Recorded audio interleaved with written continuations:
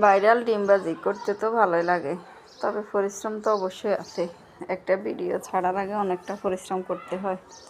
ঢেঁড়সগুলো অবশ্যই ডিপ ফ্রিজে ছিল, এগুলাকে নামাই ছোট করে কাটছি।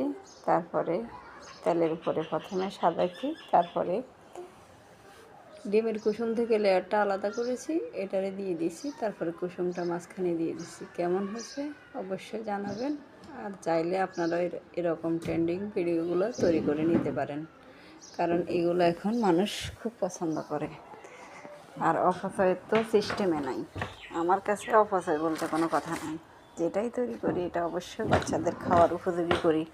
এটাকে মৃদু আছে আপনারা জাল দিবেন, তারপরে খেতে পারবেন।